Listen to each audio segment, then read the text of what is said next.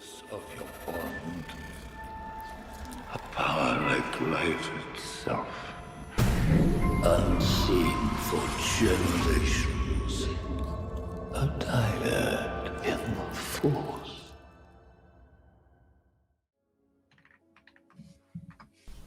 How's it going, guys? Welcome to another episode of DYAD in the Force, where the topic is always correct.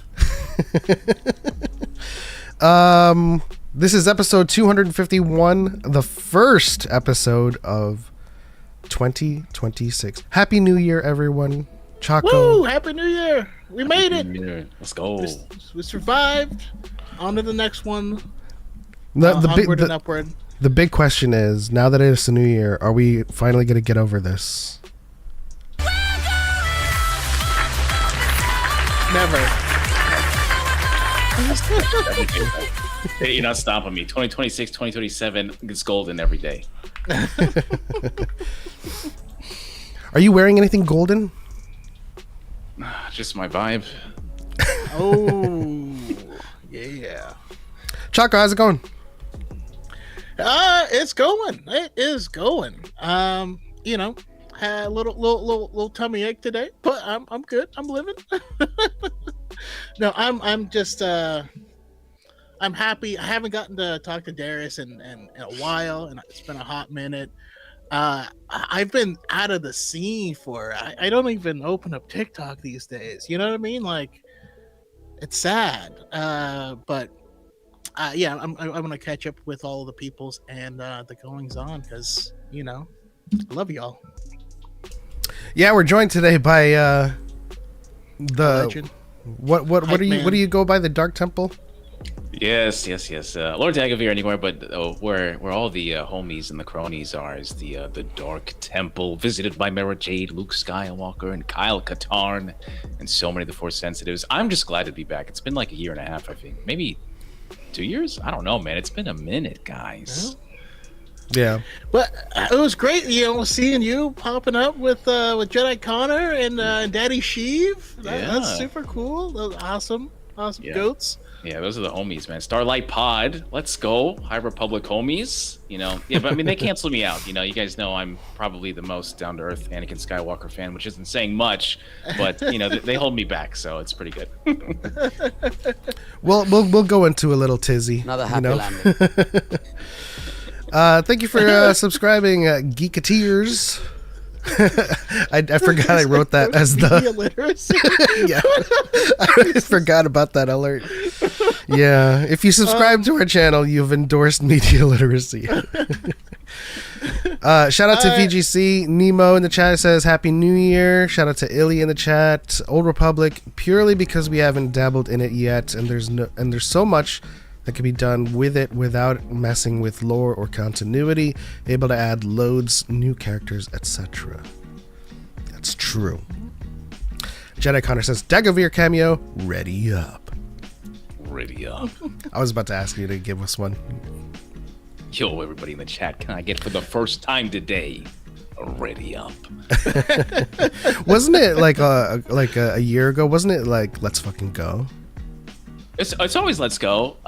It's always let's go, but I guess because of the stream stuff, it's been usually what I did before, and that was always the ready up, Dark Temple nonsense, unlock the knowledge. But I'm still yelling that shit as loud as I can when no one's watching. So yeah. Well, why don't you give us the rundown of everything that you're a part of, and shout out to everyone in the chat. Go follow all of the things. But yeah, what are all the things?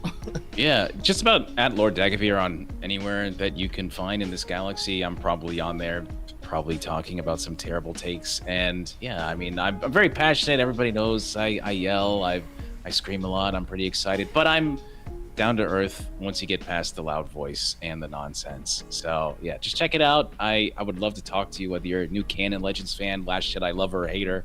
It's all good, fam. We listen to everything here. So, yeah.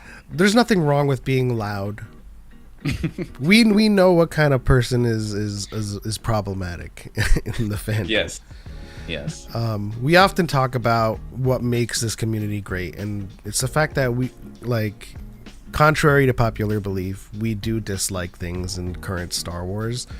What matters is how you articulate it and how you approach conversations, because like so many people are just shut down from ground zero and they can't talk about things that they love. You know, I'll always engage in, and this is something that I say all the time, I'll always engage in conversation with Attack of the Clones. Like that's one of my least favorites.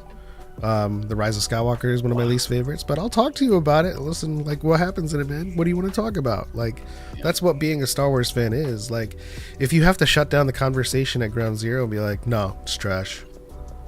Like, what kind of fan are you? You know what I mean? Yeah. I literally feel like I'm getting red on text when someone says something like that. I just don't do that. Come on, contribute, communicate. Let me know what's going on. We can talk about this. Let's see. Shout out to Cal on the TikTok side. Yo, let's go. Yeah, Lord Gooba says, I get the appeal of the Old Republic, but honestly, it has a lot of content already. While not canon, it's even getting new content. I feel Post-Trost deserves it, to be honest. And I mean, yeah, it's fair. I would say I feel like one of the things that we are missing in canon Star Wars is a lot of dark side lore. So that's where I'm at, and that was the best part for me, at least, with the Old Republic, because it's not just two. You actually get the Sith, and you get different Sith philosophies, and you get to spend time at Sith academies. And yeah, sometimes it gets a little cheesy, a little CW-ish, you know. You get Githany is being crazy, trying to kiss you with poison lips and stuff, you know. But like, it is what my it mind is. goes to Barris and that infinite meme.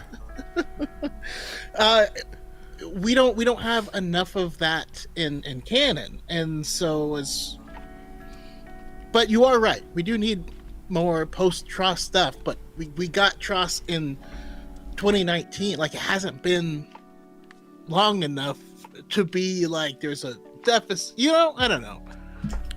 Yeah, shout out to Darth Angel as always on the TikTok side.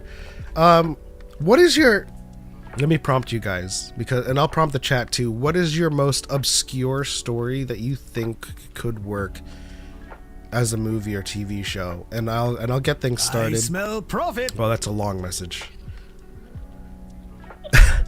Shout out to Geeky Tears for the 20-pound ramen drop. Hi, it's Illy here. Jump scared. This is a gift for all the great times we've had together this past year. Huge thank you, because guess who did a gaming live stream on Christmas Day? First in 32 months, you two gave me the confidence. Oh, hey, man. that's us. I wish I'd have known, would have dropped in, you know. Appreciate that so much. Also, everyone follow Geeketeers. Make sure you're following Geeketeers and show them some love. Also, they said, oh my god, you pronounced it right. No one ever pronounced it right before. I explained how it's pronounced. How else would you say that? Yeah. Like, would they be like geeketters or something? Maybe geek eaters. That's what I was. Geek eaters.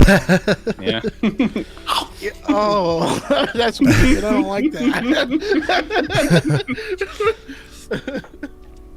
All right, so let me start off the whole mind experiment. Your most obscure thing that you think would work as a TV show or a movie, and the first thing that comes to mind is a show called The Architect, and it's about Darth Momin. Like, obscure fact, if you had to have read the Vader comic to know who Momin was, but essentially very important to Vader's, ascension. That would be a cool kind of like throwback to whenever he was 1030. I mean, I just want to know more about evil architecture. Was it inherently evil? This shape conjures more dark side juice or whatever. I don't know. That's the prompt. So give it a Or give it a it, thought. or it could be like a workplace comedy about him going to a Sith like architect college. Architect seminar.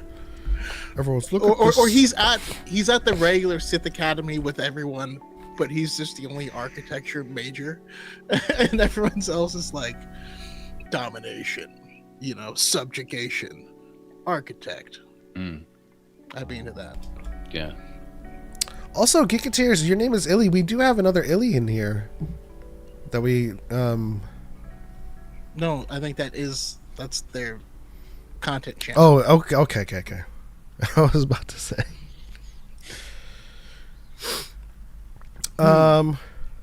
Let's see. We got a Dark Droids as one-off horror short series. What are the Dark Droids? Are we talking about Dark Droids? It was There was a lot of craziness in that. Yeah. it got wild. It got Yeah. wild, but anything that features Lobot goes high up on my list personally. Oh, I wait, love that dude. okay. It was that. I think it was Kevin Scott. Was that also what Kevin Scott did? I can't remember because I know he does a lot of the horror stuff. Yeah, and then it crossed over a lot. Yeah. That was part of the Star Wars mainline, right? It was Yeah, it was part of the mainline, but no, it had its own. I mean, it had its own thing, but Yeah, like couldn't Vader's cross Castle over. and stuff like that. I think that was in the same realm. Gage says Moment had a thing for feng shui. He certainly did. I'm trying to think of like whether or not his creations did he just like design for like dark side people, or just like was it just like a self-soothing thing? I just have so many questions about him. Was he an Yes. architect before falling to the dark side and incorporated it? Did he get his degree? Like, what? I don't know. Well, see, that's why it would work as a show. We need to know. And then were there other like dark sciences? Was there any, I don't know, dark mathematicians? What would You know? what would Vectivus be known as? Well, I mean, he was a business major before falling to the dark side. So Yes. The businessman. Yeah. dark He was a project business dude. management. Yeah, it was like logistics, and I think he was like he did like cave logistics for a mining. splunking and cave down. Yeah, like all these crazy things. His story is still the weirdest because he literally like went into a pocket of dark side and then was like, I'm a Sith now, I guess. I don't know. I'm a billionaire. Yeah. But At if least- you think about it, I mean, Palpatine obviously did like dark political sciences and it worked. So there's got to be more stuff. Yeah.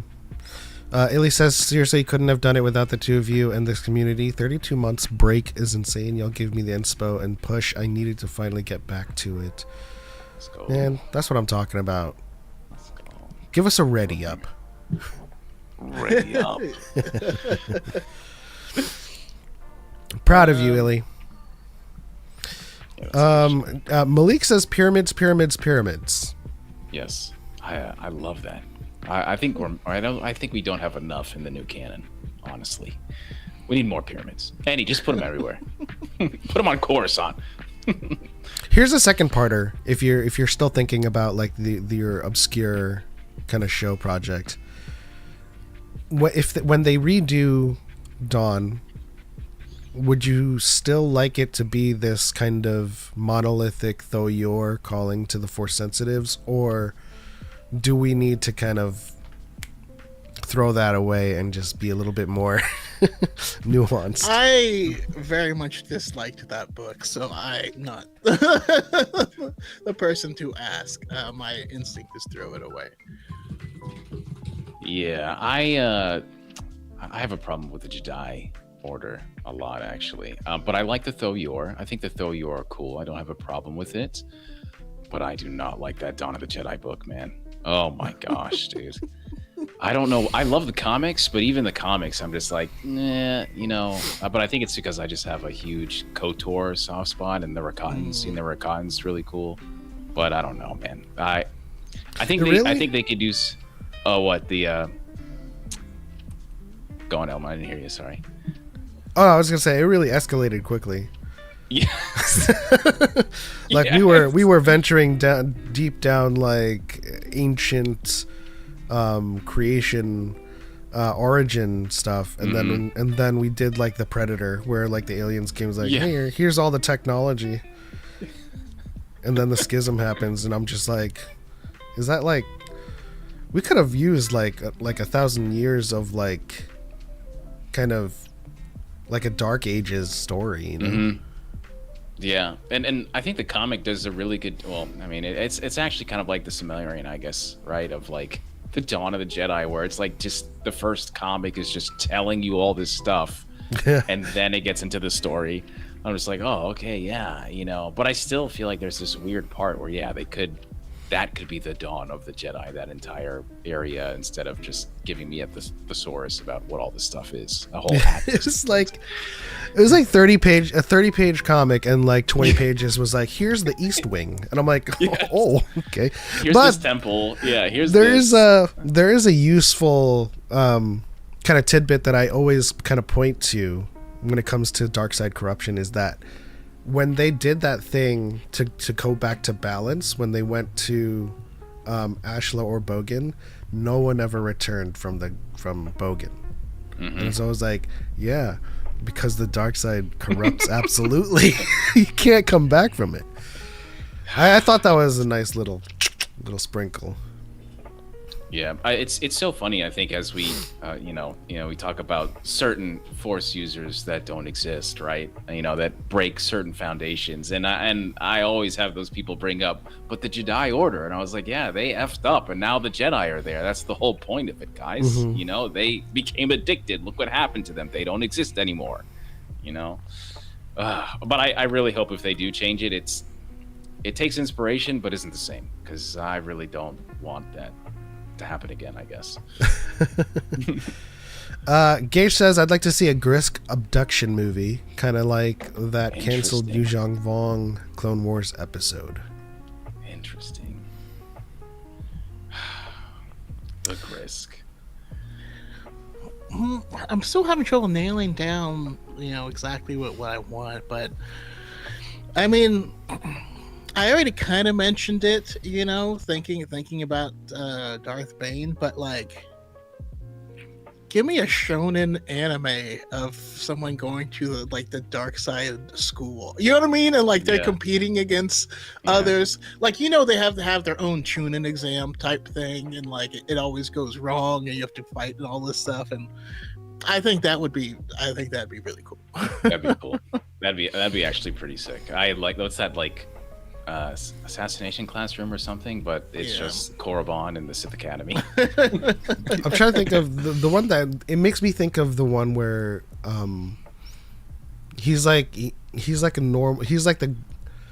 grandkid of a demon king, but he's like a normal human, but he goes to the demon school. I forget the name of it. Oh, interesting. Iruma goes to demon school or something. Yeah, no, his parents just sucked, and then he gets adopted by like the Demon King. Yeah, I know what you're talking about. That's crazy. Damn, that's pretty cool. Malik says full on West Wing style political show, but with the Senate. I'd like to see that show with Padme. That would be like cool. in the interim, because they are separated for quite some time during the prequels. She could do it too. She's still, and Hayden. She hasn't aged. Yeah, it's the Apoloth pool of whatever type shit. I don't know what's going on with their aging process. Oh man. Gage says Vectivus is the guy running dark crypto schemes. My boy Gage in the chat. That's true. That's actually hilarious. Oh my god. He's the rug puller. Old Mr. Chris said, "I'd love for Thrawn to make it out of Filoni's chicanery and back to the Ascendancy, and then let Zahn write the show." You know what? Yeah, if we could get, because they were. Hold on. Props for the word chicanery. That's a good word. But I mean, the Ascendancy itself and the way the families are set up, it is like a mixture between, Game of Thrones like politics between the families, but like modern, political intrigue and stuff. I think that'd be really cool. Yeah. That'd be fun. Yeah. Oh, Lord Goob with the clutch. Welcome to Demon High School, Iruma-kun. That's the one I was talking about. Yeah. Craig says, Element, if nobody can come back from the dark side, then how was Luke Skywalker saved from Palpatine's wrath in Return of the Jedi? It's not that nobody can come back from the dark side. I said it corrupts absolutely. So, like, you can't, like, dip into it and then, like, continuously dip into it and then be like, I think I've had enough. No, like, you fall completely, but you can be brought back. It's like being in a hole. You can't dig yourself out. That's not possible. You have to climb out, I like that. Yeah. Let's see. Gage says Darkside anime where the protagonist is a slave who is forced into being a Sith and ends up embracing it, kind of like a reverse Anakin. Very Sith acolyte. Sith. I like the Sith Inquisitor storyline from Star Wars: The Old Republic. I think it's a pretty good perspective of like how the Sith use people, how the Sith make slaves and force these people into combat, and they don't have a choice but to do what they need to do, which is survive. That's always such a good interesting part of like the dark side and that Sith Empire type stuff. I think that's a pretty good idea. Did a good job with that too was I guess it wasn't indirectly, but Rise of the Red Blade. She had like that old janitor walk up and be like, you know what? You should join the dark side. And you're like, what? And you're like, never mind. Just sometimes, it's good to be bad. That's all I'm saying. Damn. Oh man. Yeah, I got one. So I don't know. I mean, I think Element and Choco know. I've done some pitches in my day. I got some credits for certain things. Maybe a couple credits will come out this year. We don't know, but I'm not allowed to say yet. He was the director of Starfighter. We will see something for sure. So one thing I've always liked is Rancors and Tarantateks, right? And Sith. And I've always thought kind of like an AVP style of a Sith Lord and his Sith acolytes going out into the tombs of Korriban. Oh. And when they go out there, they must survive. But the Sith Lord did not tell them that there are Rancors and Force-sensitive eating Deshards and a Tarantatek that's inside that tomb. And so that's what they're all fighting and then running from, and so who survives. I would love to see Oh, that. now I get the AVP reference, yeah. I really like that. It is definitely like reminiscent of the Yautja culture. So a Sith on their kind of first hunt, so to speak. Mm-hmm. Yes, proving whether or not they're worthy enough to be the apprentice. I liked that. I've always liked the Sith eating each other. That's cool. What happens? Yeah. Honestly, like when you first started, all I could think of was we bought a zoo, but like, and the pitch ended up kind of like going a different direction. I was like, oh, okay, I can see this now. Yeah, I think it's pretty sick. I don't know. I'm just a Sith boy at heart, guys. Hey, nothing wrong with that. I wonder though, because there also is that entire, the whole Sith planet that was just like chilling out in the middle of nowhere. That's something we could get some stories about. Because I thought those people were interesting because they just developed along an entirely separate path. Yeah, I mean, I don't know. There's a lot of stuff I wanna see. I wanna see done. You gotta pick one, man. Nope, never. Choco, is that this is my Appa hat. Yeah. Yeah, it's pretty cool, actually. All right, we do have a prompt from a follower. And it goes as follows. If all of the events leading up to Order 66 stayed the same, but right before the Order was executed, the Jedi from the Old Republic switched places with their Jedi counterparts wherever they were in the universe in that timeline, would the Old Republic Jedi have a better chance of surviving Order 66 or even completely stopping it? This might be my fault, guys. I'm sorry. No. I know what my answer is gonna be though, and I mean, my immediate answer. I don't want to make anyone sad. My immediate answer is yes. Interesting. Well, I mean, like, my reasoning is that the prequel Jedi were not accustomed to war, right? If we take the Old Republic Jedi directly from SOTOR and KOTOR, they were at war with the Sith, they were at war with the Mandalorians, they were more accustomed to fighting wars, and they were more militaristic and prepared for that kind of stuff. So, as we keep saying in our prequel analyses, the prequel Jedi were forced into that war by Palpatine. So if they're not able to stop it, they would have survived a lot better than the prequel Jedi for sure. Okay. And I personally am on the other side of that. I think they have more. They do have more experience with it, but I see them as being less skilled overall. At least when it comes to the Force, I kind of always think of them as like. Not to bring it back to anime, but you watch like My Hero Academia, and you're like, these people are so powerful, right? But then, if you put Sakura from Naruto, and she would like whoop the entire verse, you know what I mean? Like that type of thing. Yeah.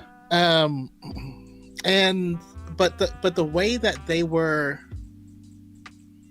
betrayed, and especially by the clones, because you also have to remember that the clones were peak, you know what I mean? Like this is peak human soldier, peak accuracy, peak everything, actually above peak. Like they took peak and then tweaked it to make it better suited for that. I don't see them faring much better, not on a surprise attack like that. Well, you have to also think about the prompt. It says right before the order is executed, they're swapped.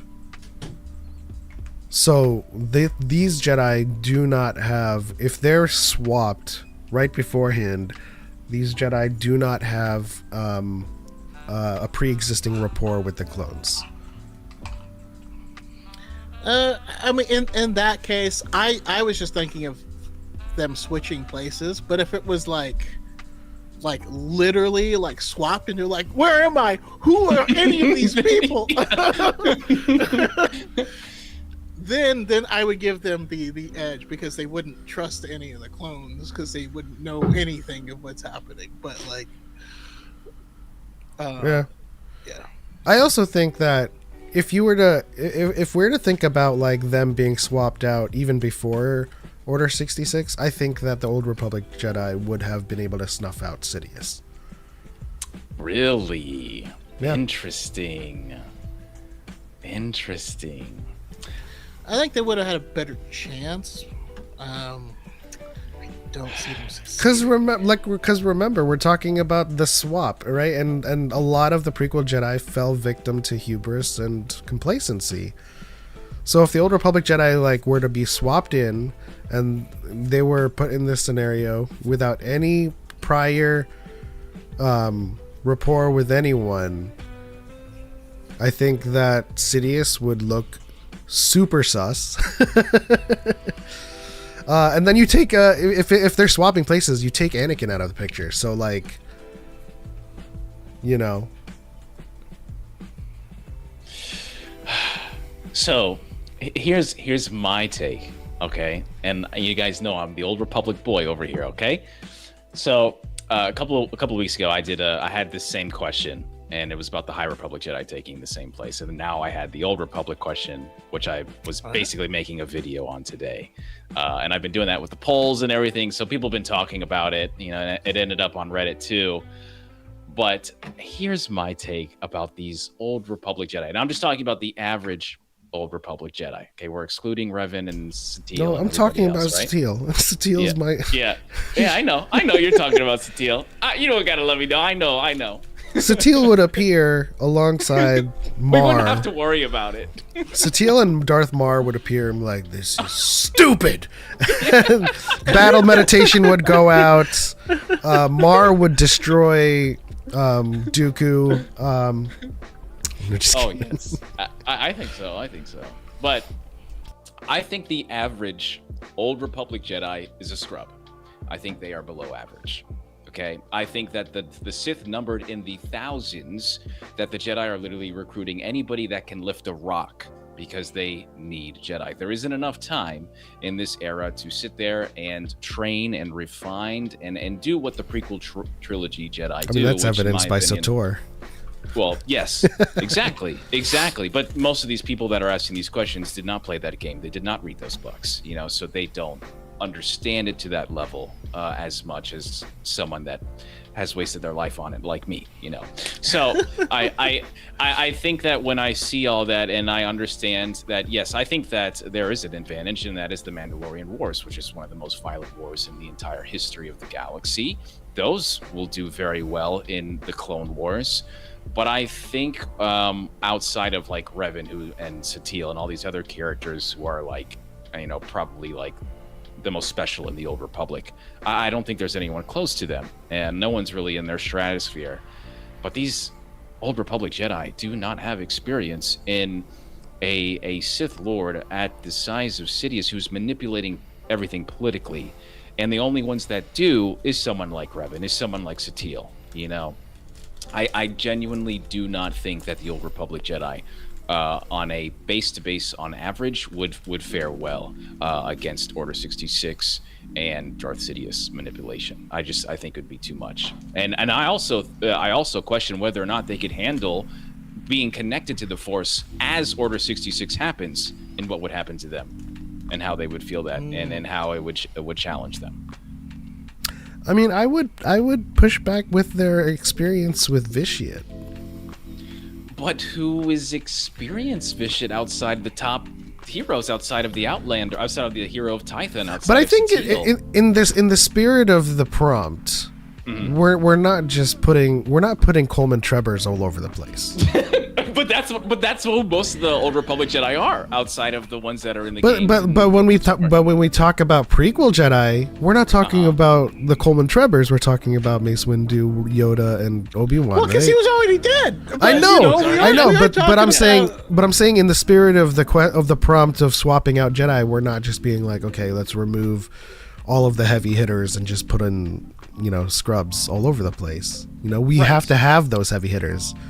We have to have, like, if we bring in Satele, Revan, and everything, we're going to bring in Malgus and Nihilus and all of those heavy hitters in as well. But that's not the question. I know. That's not the question. So that's what I'm saying. We can't. But the question does say Old Republic Jedi, and it doesn't say excluding the heavy hitters. Yeah, no, it doesn't. It doesn't. No, but I mean, I'm still on Dagger's side on this. I think the average is lower. I think it's very low. I think it is much lower, honestly. You know, and so and, unless you're picking specific ones, picking a roster, you might be able to put together a more powerful roster. But if we're just talking averages, yeah. Who's the? Let's not pick it. Let's not pick a roster, but let's think of Let's just think of all of the heavy hitters. I think there's more Old Republic heavy hitters than there are prequel Jedi heavy hitters. I would say so. Yes. In the years that spanned, yes, absolutely. I don't think Revenge of the Sith Sidious is surviving that at all. No. Because if we think about the entirety of the prompt itself, like the prequel Jedi didn't survive either. It's only a couple of them survived too. So it's like, who has a better chance of coming out, I suppose, with I guess a more favorable outcome. And I still put the Old Republic Jedi on top of this, simply because, again, the prequel Jedi were kind of lulled into a false sense of security. And if the Old Republic Jedi come into it, they were lulled politically, though. They were waiting for the Sith to come back in the same form that they were in the Old Republic, and the Sith came back playing an entirely different game. You know, that's why they were lulled into that sense of false security. I can't see how those Sith wouldn't fall into the same thing, right? These Sith aren't fighting the same battles. No, but they're just being swapped in, so these Jedi wouldn't have been lulled. They'd be already on their guard. Like you said, they would just drop in and not trust anyone. Like, people start shooting at them, they'd go for the kill. I mean, if I were to equate how Yoda responded to the threat versus all of the Jedi that trusted, I'm just gonna grant something here. The way the other Jedi Masters fell was dumb. Yes, I agree. Yes, I don't think I know. I don't think Plo Koon would have been like, oh, and got shot out of the sky. He's like a great pilot, you know. But you know, cut for time, I suppose. The real, you know, how it went down.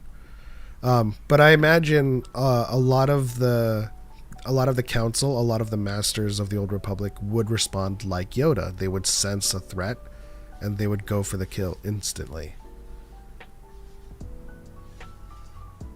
Let's check the chat. Yeah, I mean, maybe you also have like the possibility that being dropped into an entirely different time period would make them more cautious and less apt to kill anyone. You know, because it could potentially have the opposite effect. And also, it's also strange to talk about, I don't know, I guess heavy hitters, because the Old Republic is still a massive stretch of time. You know what I mean? Yeah. So, you know, yeah, there would be a lot of heavy hitters throughout that period of time, but I don't know. I guess it all comes down to how you interpret the prompt more than anything else. Craig says, how much time would the Old Republic Jedi have before the order is carried out? Because if it's only after the Invisible Hand crash landed on Coruscant, I think their odds of survival drops. I mean, it's not a good situation either way. I think where the way I'm looking at it is just weighing how two sides of the same coin respond, right? Like it is a disadvantageous scenario regardless of who is in there, but I primarily, just from a broad perspective, see the Old Republic Jedi more prepared coming from a war-torn era than the prequel Jedi who are complacent. So they have a better shot. I mean, they're also coming from a war-torn era if it's right before Order 66. But yes, it's a less war. I feel bad for the Sotor Jedi swapped with Mundi. just popping into the center between two sides. Okay, let's have fun with this. Which Jedi would swap with Mundi and come out on top in that scenario? And come out on top? Yeah, they would just like which Jedi from the Old Republic would be dropped in, see that there's enemies on both sides, and just make the most calculated and smart decision. Either kind of escape or maybe dispatch of the clones and then... See, I can only think of High Republic Jedi that I think would survive that. Interesting. The first one that comes to mind from the High Republic is Loden Greatstorm. Yes. Oh, yeah, he's the only one that I thought about from that era, honestly. My brain went with 3 of them. That Loden would actually survive the way we would want him to. Mm-hmm. But there was that one Jedi who was just an angry cloud. Oberyn? Or not Oberyn. Oberon? Yeah, and I think he could fly away or dissipate or something. And then old boy who's just like a puddle of goop in a suit. Yeah. He was the the shipmaster. Yeah. Yeah. Oh, Well, no, the goop guy was Sav the, historian. Malligan is coming out on top as well. Gage says Porter Angle is surviving as well. I can see that. Okay, so going back to Old Republic, do you think Farfalla survives that?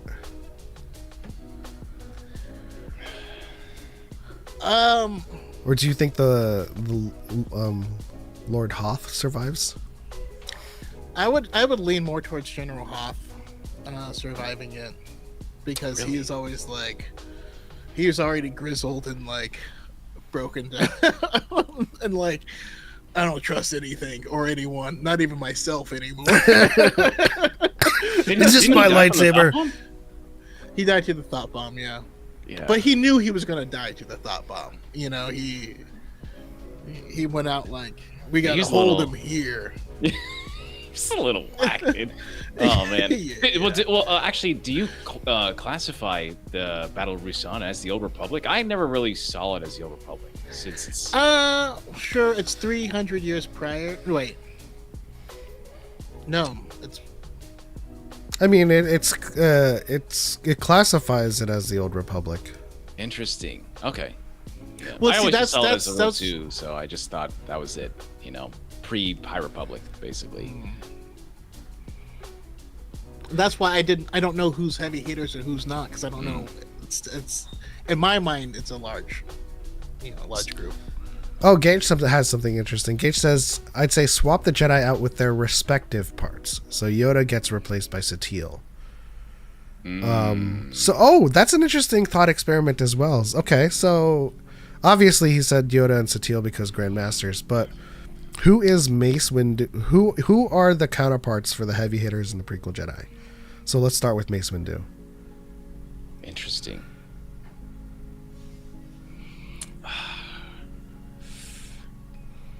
Don't you dare say Jolie Bender. Don't you dare say another black man. I was not. No, He's like a Padawan. I know. He's like a Padawan. I don't, some people who I've spoken to are like, "Oh, Mace Windu uses the dark side," and, Oh, and God, you're don't like, even get me "No, started on that's that not shit. even the same." Also, Jolie Bindu never used the dark side either. He's literally still light aligned. He's towards the middle of that thing, but anyways. I mean, at least in the Golden Path, if your main character went dark side, then he went light. And if you went light, like completely light, then Jolie went dark, I think. I don't know. It's so difficult. Orgaz Din. Yeah, I don't know that I have many direct analogs that I could. Yeah.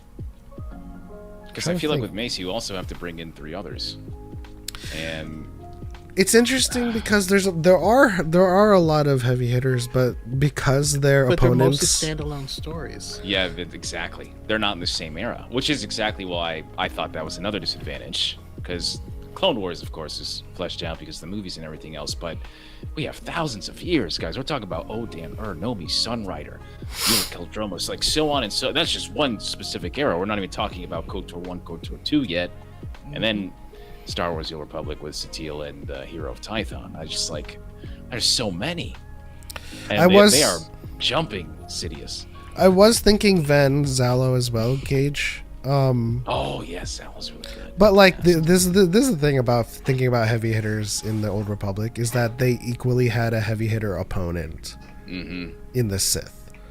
Yes. So like when we like have these discussions about like Mace versus Palpatine and him like winning fair and square, it's like, what would his counterpart be? We think about these Jedi that like didn't survive. Well, that's because they were also facing, because like House Andaric as well was a battle master, but I mean, and he was realistically facing two Sith at the same time. There's a lot.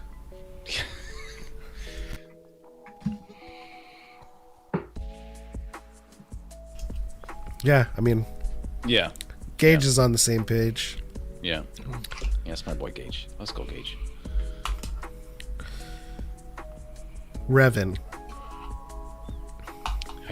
I don't know. Fully redeemed Jedi Knight Revan is like,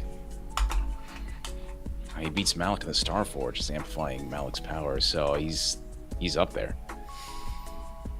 Well, if you have Satele or Bastila with Revan, it's kind of, I think it's overpowered for canon. Yeah. I just think that's like 3 Yodas. It's kind of, that's not fair. You know? That's exactly like, I was always thinking the average, you know. And then when you bring in the heavy hitters, that's it. That's what Revan needs. He needs someone else. That's another thing that kind of throws a wrench in the scenario, is that what if Satele gets swapped in, and like they have maybe 20 seconds to gauge their surroundings, and she activates battle meditation. But when you activate battle meditation, you're not doing much. Like, you need protection. Yeah, Yoda was on the ship just chilling. But she doesn't have to do that though. Nomi Sunrider could be doing that. Yeah, there's a lot of battle meds. Yeah, and then Odan could be doing that. You know, there's quite a few of them. Shoot, you just Odan do it, and then Nomi and Satele go in there, and she cuts him off from the Force. It's a wrap. Fire Lord Ozai style. We're kind of making a lot of pro arguments for the Old Republic Jedi. because I think because it's thousands of years of stories, and then you have those heavy hitters where the Clone Wars is just 15 years. You know, like, it's just, I just think that it should be average Jedi in those eras. I think outside of that, it's unrealistic. It's unfair. And that's where I'm at. Is we're looking at the average of, you know, a 3.5 year period versus 2,000 years. You know what I mean? Yeah. Like in this, we not only have Bastila, but we also have Satele. You know what I mean? Like, yeah, and we're just doing the Jedi. It's generational. Yeah. Like, you got like 6 or 7 Michael Jordans and LeBron Jameses on there, bro. Like it's not fair. Let's put a bonus and put like redeem Darth Mar. Oh my god. And let's just add in a chaotic with Malgus. That's insane. He doesn't care. Yeah. He'd find out what Palpatine was doing. He's like, this is pathetic, and then just starts raising. Blood deceived. Which is kind of what one of the things that I want is I want you know, for in the future, I want there to be, if we still have a Sith, Sith as part of the conflict, I want there to be, places that had splintered off, right? They were never considered part of the true Sith, lineage of two, but these people are people who were adjacent to it, or maybe they were, on that Sith planet, or, maybe they're even just full on imitators. I have the idea that a group like the Acolytes of Beyond, who I'd love and admire the Sith so much, like would have found a Force sensitive child and be raising them to become a Sith should these guys fail, and have that, because they want to be ruled by a Sith. And so I would like to see someone emerge with kind of that Malgus mindset where he's like, I'm gonna do my own thing. Well, Revan, strategy-wise, probably figures out Palp's scheme, that or the KOTOR 2 Jedi who dealt with Kreia. I just don't see that happening. I don't see that happening. Not in that instant. No way. I don't think so. Well, here's an interesting level up to the discussion. What if you swap them out from episode 1? Yeah. It's a little different. Would they still recruit Anakin? Yeah, I think they would recruit him, but I think it would. I think Anakin probably would have fared better. I mean, I think a big part of Anakin's red flags were being ignored, and I think it's likely that someone who wasn't raising him from this perspective of this is my master's last wish, and in a better situation, I think things would happen way differently. Yeah. But I don't see Old Republic Jedi catching Palpatine, if I'm being honest. Yeah, I don't. I mean, like, I feel like certain things work out better for Anakin just because of how loosey-goosey Old Republic Order is during that time, and their ways, because there's so many things you can get away with, I guess, in the Old Republic before they reformed after the Battle of Rusan. But I have to agree with Choco on them not really finding out what's going on with Palpatine, because they didn't find out what was going on with Vitiate. And I mean, if we saw how Knights of the Old Republic 2 Jedi Council handled Nihilus and Traya, I think they make the same mistakes. Yeah. Well, I mean, there's also there's also the narrative that if we're including our own story in SOTOR, how Satele and the Lana, how our character, my wife, along with Lana Beniko? My wife, yeah, along with other Jedi, susses out the corruption in the Republic, and that's how your own faction comes to be. Interesting. It's like we can no longer trust the Republic. So maybe not suss out Palpatine, but perhaps not put themselves in a situation where they have to follow Palpatine's. I don't know, because I feel like Satele, she exiles herself and does the thing with Darth Mar because of everything that was going on during that timeline in SWTOR.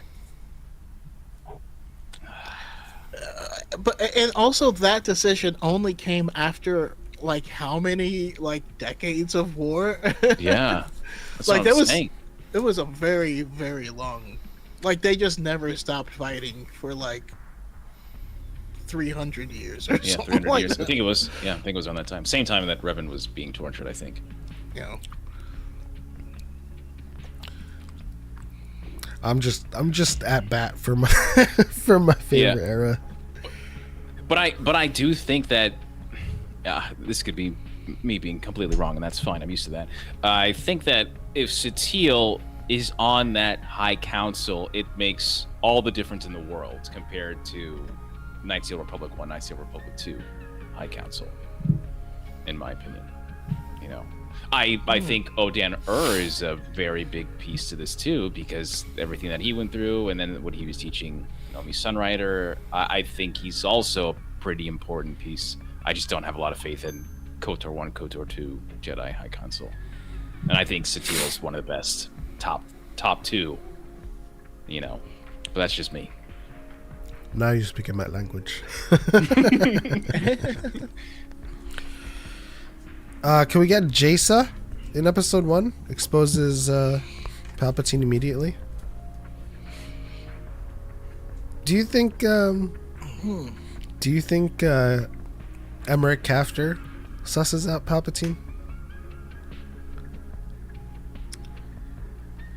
What? Sorry, who? Emmerich Kafter. Oh, that's a good question. By the way, that's the stories we need more of. We need more just mystery stories in Star Wars. You know what I mean? I do like Gage's answer though. Emmerich doesn't, but susses out the inhibitor chips. Interesting. How much changes if the Jedi know about the chips? I reckon they don't get caught off guard. I also reckon they don't rely heavily on the clones as well, since they're just like, they don't have to. They're not used to it. You know what I mean? And so that's yeah. Yeah, they were fighting Mandalorians like day, so it's just I get it. Also, I had to just look it up real quick just to refresh my memory, but I'll disagree with Lord Goob. Jaisa, she might suss out Palpatine, but she would join him. What are we talking about here? It's not a good thing. It's not a good outcome. I'm just imagining the quickest path to conclusion is someone suspecting just a hint of malice in Palpatine and severing their Force connection. Because that was one of the abilities that I thought was just absolutely unnecessary and OP in the Old Republic. I wonder how Traya would deal with all of this. She would think that Palpatine was the answer. She would. She would join Palpatine and be like, this is all for the elimination of the Force. And then, as soon as the Empire rose, Palpatine would absolutely annihilate her with electricity. And just, I thought we were on the same side. Back to Malachor she goes. It's interesting to think about all of this stuff. Yeah, I think that's the best part about being a fan, because it doesn't matter what era you're in. You're definitely theory crafting in some way for the eras that you love, and I think that's what brings everybody together. Oh, I'm with Gage on this one. I think Kreia would hate Palpatine. I think she would be like, I'm gonna form my own Sith with blackjack and hookers. Do you think there would be like some kind of magnanimity? Magnanimousness? Magnanimity? Magnanimity. Say you're not a real Sith. You hide in your ivory tower. Yeah, she would have some conundrums. She would have some dialogue, for sure. I know that someone in the Republic, she wouldn't Republic... confront him directly. She would just be like, you know what, we're just gonna do some other stuff over here, and then like try to spring up, you know. I would swap Jolie Bindo in for Obi-Wan when Anakin is placed on the council.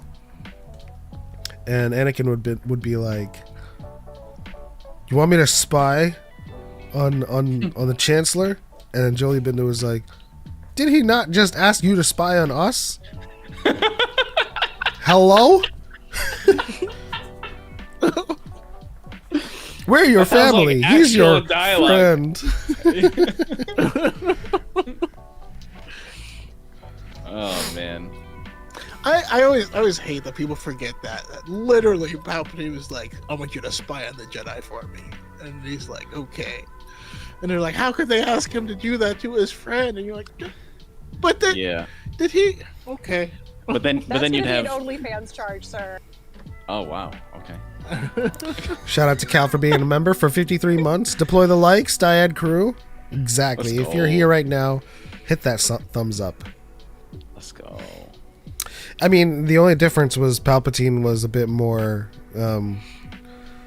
diplomatic with it. He was like, "I need you to be my eyes and ears." And the Jedi were like, "Spy on the Chancellor." Same thing. Yeah. So we were asked from Jedi Connor about if we've read Master of Evil. And the answer is no. I keep starting it, and then I just stop, and I don't know why.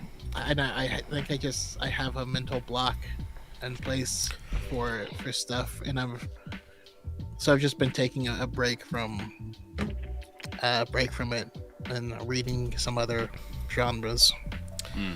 But I'll be back. For me, the holiday season was super busy. I'm also in the middle of like a retro film rewind. So things have Pretty good. taken a pause. You know, we still have a Legend reaction to give you guys for Choco, who has not seen Legend. Have you seen Legend, Darius? Why does it sound familiar? That's Tom not Cruise, I Am Tim Legend, Curry. right? It's an oldie. Okay. Although, if I think about it, I Am Legend is also old. Jesus. When the other day I was watching a video, and they were talking about something that came out in like 2003, 2004, and they said, Yeah. that was 20 years ago. I'm like, excuse me? Oh, yeah. Yeah, no, I was watching I Am Legend on my Zoom. Wow. Yeah. I brought that to school. That crisp I was watching on my 360p. Yeah, dude. Hey, we were on that iMesh and Napster grind. The LimeWire Kazaa. Yeah, downloading those Dragon Ball Z Linkin Park music videos. FMVs, yeah. Hell yeah. Dude.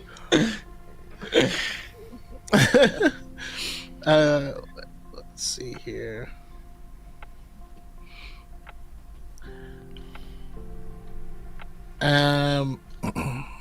Craig McGren says, when Anakin was asked to spy on the Chancellor, neither Anakin nor the Jedi had any idea that Palpatine was a Sith.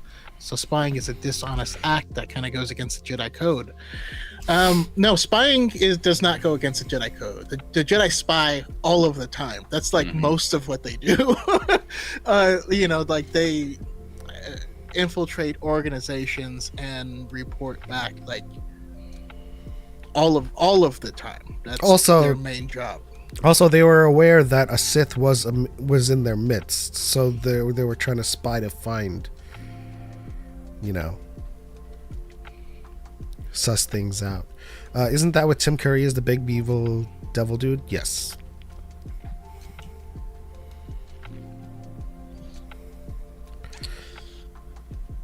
Spying is probably the most Jedi. Because you're not really, acting upon anything. You're just getting information. It's just intel gathering. I actually think was it Tales of the Jedi did that really well with Dooku's story. I think it was Dooku's story. Mace. Yeah.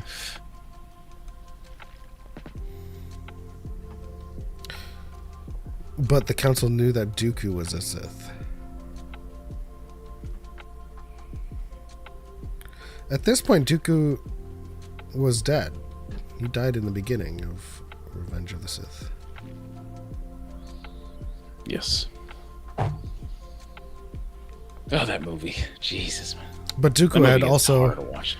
but Dooku also revealed to Obi-Wan that there was a Darth Sidious. Mm-hmm. And that's why I kind of miss Labyrinth of Evil. Yeah. That being the whole reason that they were doing the Outer Rim sieges and stuff, and it's like, oh, sorry, Brun Hako left his Palpatine like chair. He had a chair with a direct line, and they're like tracking that back to Palpatine. I always like that story. It's a weird story, but I like it. All right, we have another prompt. Okay.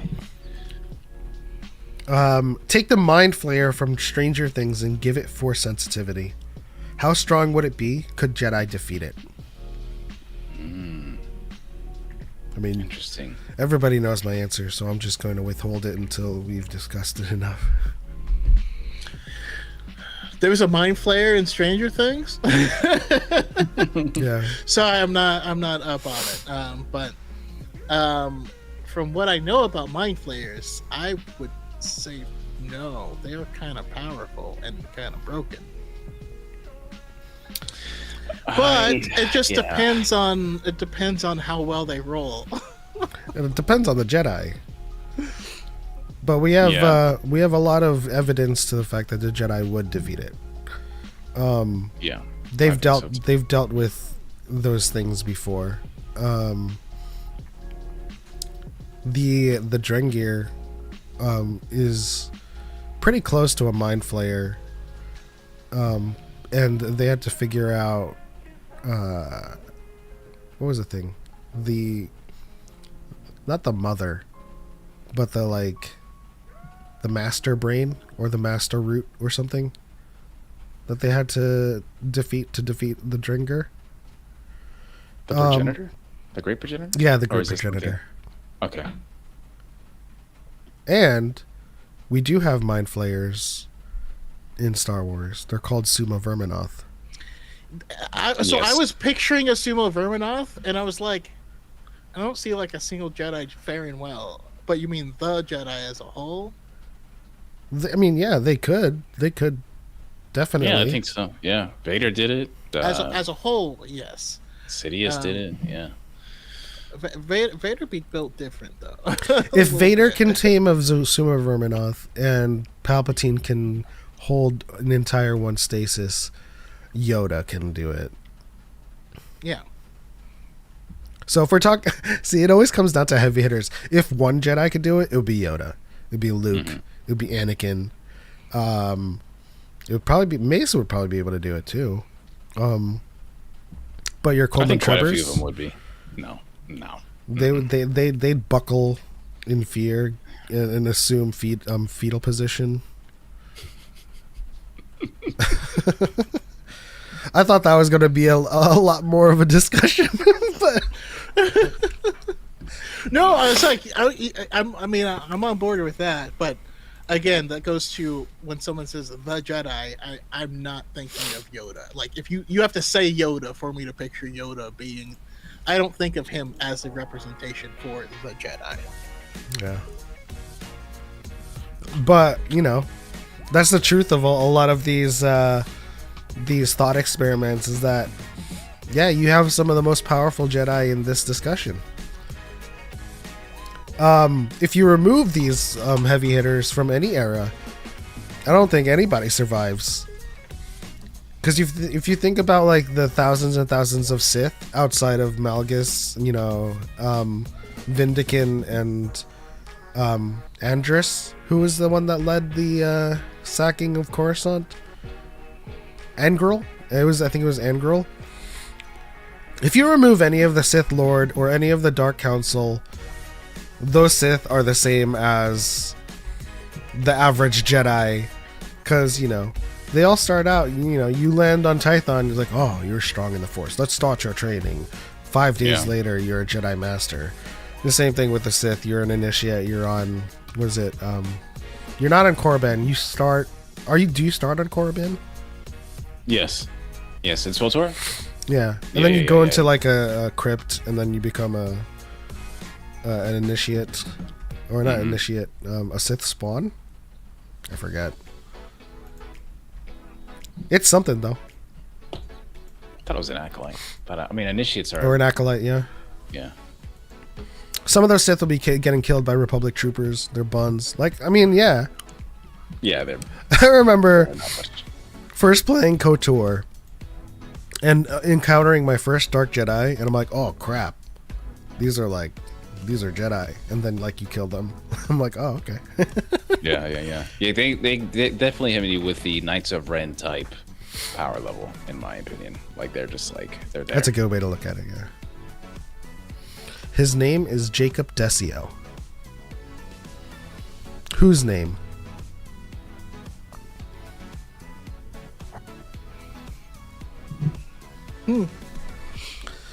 One of the most credible movie and TV show creators on TikTok that I know of actually predicted season 5 of Stranger Things being disappointment days after the season 4 finale. Well, we're not getting into Stranger Things spoilers. Well, also, did he predict what was going to happen, or did he just say it's going to be a Yeah, disappointment? it's gonna be bad, yeah. Because I feel like those are two very different things. That being said, I'm curious about something from you guys. So, 2026, a couple things that we do have that are going to pop off is Mike Chen is coming back to write Outlaws Low Red Moon. And so it's a prequel to Outlaws that is all about ND5, the droid that everyone wants to have sex with, and Jalen Vrax. Everyone wants to interface with. Yeah. So we have that. We have Star Wars Legacy, which is it's a Leia Rey book. That's coming out, and that's like the time in between 8 and 9 when Rey is training and spending time. And then we have the next book in the Reign of the Empire series, which is this one is being written by Rebecca Roanhouse, and it's Reign of the Empire. What are you guys excited for? That's the Reign of the Empire is that the Political next book. one, or is there a, Yeah. or did I miss the release of another one? So, because we already read the first one, that was Mask of Fear, right? yeah, Mask of Fear is Yes. the first one. I'm excited for that one then, because that was a great book. Yeah, I mean, Mask of Fear was a great book. If you guys haven't read it, or you should read it and then rewatch all of Andor, and then watch A New Hope, and then watch all of the rest of Star Wars. Make the Star Wars books your entry into Star Wars. But Rebecca Roanhouse, I do like her writing style, although I can't place it, and I don't know how to fully explain it. When I was so the only other book I read from her was Resistance Reborn, and that book did such an amazing job wrapping up so many threads that were woven throughout all of canon, right? If you got stuff from Battlefront 2 game, you got stuff from the Cal Kestis games, you got stuff from all the other books, right? It was a great, that's why I never recommend it to people, because I want them to read everything first so that they get all of it. But I can't place like a specific style to her writing, if that makes any sense. Yeah, that Resistance Reborn book, that book pissed me off so much because it was so good.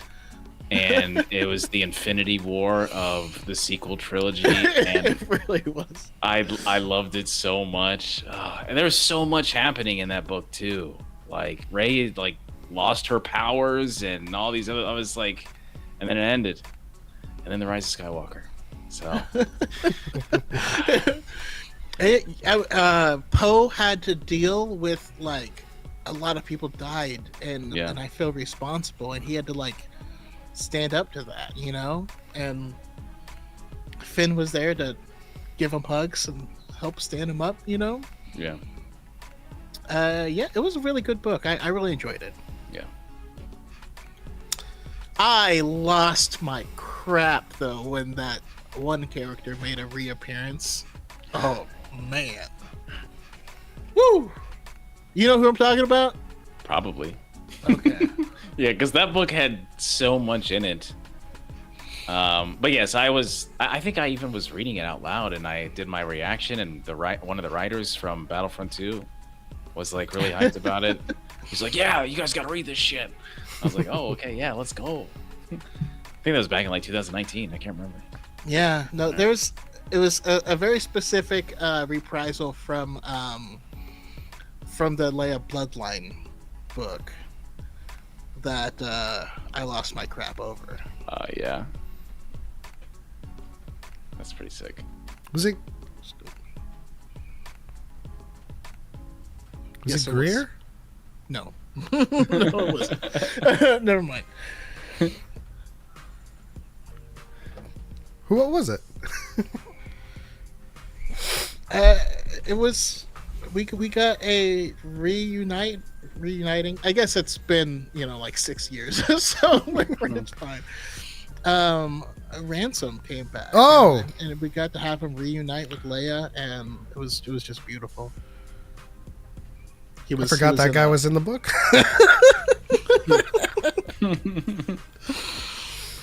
That book brought back so many people, dude.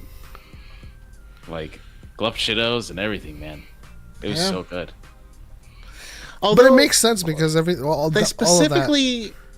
didn't bring back Kedpin Shaklop, which is unfortunate. He's the #1 vaporator salesman.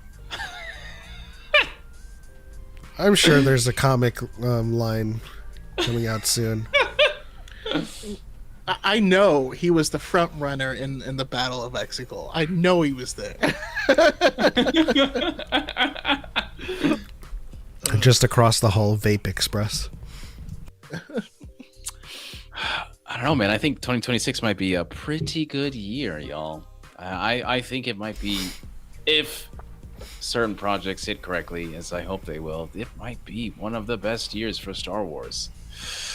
I mean, allow me to shill just a little bit. Like, I'm not excited for Starfighter like I am like Ahsoka season 2. Like, oh, okay. It's because I'm a Force lore brain type of fan, and Andor is like peak Star Wars to me. But in terms of, see, that's the thing about it. I don't think either of us, me and Choco, were excited about Andor. No, we're like, who asked for this when they announced it? But it turned out to be the best project that they've released in recent memory, and so like I'm not like excited for Starfighter in the way that I'm excited about Ahsoka season 2 with Baylan Skull's implications, and even Mando and Grogu. But like, just the prospect of Star Wars coming back to the theaters. Mm-hmm. That's the amount that you'll have to allow me to shill. I'm excited because Star Wars is coming back to theaters. I don't know how those movies are going to come out, if they're going to be like bangers or if they're going to be misses, but like, I'm excited to go back to the theater to see that Lucasfilm opening card again. Yeah, I can't wait for the popcorn box. Speaking of, like, I saw a reel of like the one that they did for Dune, and I was like, that's hilarious. No, when you get some butter in there.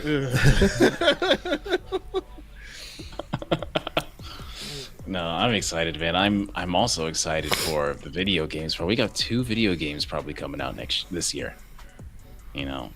Zero Company, yeah, and the Star Racer, what's it called? Starfighter Racer? I can't Galactic remember. Racer. Yeah. Yeah, 2 Star Wars games. Legit games. We might get Fotor. I'm just kidding. Oh my god. Man, I want them to No, cook. they- I really do. Yeah. I'm thinking 2028. I'm really am thinking. I think 2028 is gonna be the year for that. That's a safe bet. Yeah. I'd say the latest they can, or the earliest they can do this without like seeming like they just rushed the hell out of it would be like Christmas 27. Yeah. I was thinking like November 2028. Honestly. Because I'm thinking I'm about really how excited, much. though, for the story in Zero Yes. Company. You know what I mean? And I hope that people, even if that style of game is not your forte, at least put it on easy and play through it for the story, because the story is going to be fantastic. But the game is fun. Yeah. Because I'm thinking about how much pre-dev Fotor was in.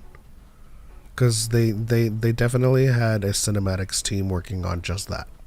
And then they had another team, slicing out an MVP. So before they announced the it, production side of these things because of the experience. I forgot. Yeah, I know the production side of stuff because of the story and the stuff I'm not allowed to talk about. But so this is interesting. I was curious to know what you would know. they would have had a vertical slice of this, or an MVP, which is minimum viable product, 6 months before that trailer dropped. Yeah. And a lot of people are saying because the studio just like came out like months before, like, but that's not an indicator of when the team was working on this stuff. So I imagine that this was in production for a little over 6 to 8 months before the trailer dropped. And obviously once the trailer drops, like, work doesn't stop. And they're working through the hype period. Work through this entire year to get at least an alpha.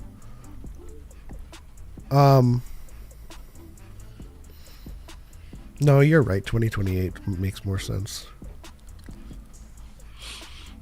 But I would imagine a May 4th, 2028. I would be okay with that. That is better than November for me. And I want to alleviate everyone's, or anyone who has any doubts about this, like, seeing the light of day. Casey Hudson, they have a wonderful track record. And they're not dealing with EA. Yeah. It So seems it's to gonna me happen. it seems different. To me it seems very different. Like I don't know, man. They have the right template right now. Like I just Well, when you announced the KOTOR remake, it was hyped to see Revan again. But like, when I saw by Aspire, I was like, "Who was that?" Yeah. I mean, I only knew them because of the damn KOTOR remakes that I was always buying on my iPhone, but yeah, it's just so frustrating, that whole situation. Casey Hudson even managed to get Anthem off the ground, and that game was tremendous. But that was still when Casey was dealing with EA, and they wanted to push out a freaking Destiny clone or looter shooter clone, and I give Casey a pass on that one. Yeah. And the things that I heard about that damn game after too. I worked that midnight release. Funny enough. And honestly, crazy. it was a fun game. Like I played it like day one, and I was having fun with it. The mechanics were great. Yeah. That was that. I mean, it was basically like an Armored Core / Iron Man game for me. Yeah, it looked great. I didn't get to play it, but like I was towards the end, I was like, I'm gonna buy it because I saw someone was like streaming it, and you were like, someone was like a big robot wizard throwing lightning at things, and I was like, that's the sickest thing I've ever seen. Yes. Yeah, And then it was right great. before I bought it, they were like, "Yeah, we're shutting down the servers forever in like a month." So good luck. And I was like, "Yeah." The problem Well, with never mind Anthem, Anthem had a great skeleton, but it didn't have endgame and it didn't have a great loop. Like, gameplay wise, it was fun. Like, they were doing some great things with how you would traverse and how you would approach gunplay. But, like, you need a solid loop. Like, Destiny has that loop. But if you don't have endgame and you don't have a solid game loop, players drop off, your numbers fall, and then they're like, well, we're not going to pay thousands of dollars on these servers to support 2,000 people. Well, I also just feel like the era of gaming is coming back to a better place than it was back then. You know what I mean? Because like that game felt like it was. I almost feel like the concept of the game was written by AI. To be honest, you know what I mean? Like it was written by an algorithm to where it wasn't anyone's vision. It was like an EA executive who's like, we don't want to pay for licensing from Star Wars. We want our own Star Wars. You know, that's kind of what I feel like. And back then, I mean, a lot of people saw Marvel announce a whole slate of things and thought that's what everyone had to do now. And everyone tried it. No one succeeded with anything that they did with that. And so that whole thing just fell by the wayside and had to be, tied to a tree and shot. And I think now they are taking a lot of steps to make sure that doesn't happen again. You know what I mean? Like, but when we got the first trailer for Zero Company, I mean, the game had already been in development for years. Like people were playing the game before that trailer came out. You know what I mean?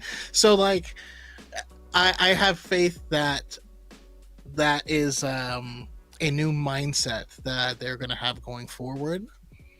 And kind of this DC mindset of, we need a script before we announce. I think we're gonna get a lot more of that. What's up, Con D Skywalker? Good to see you.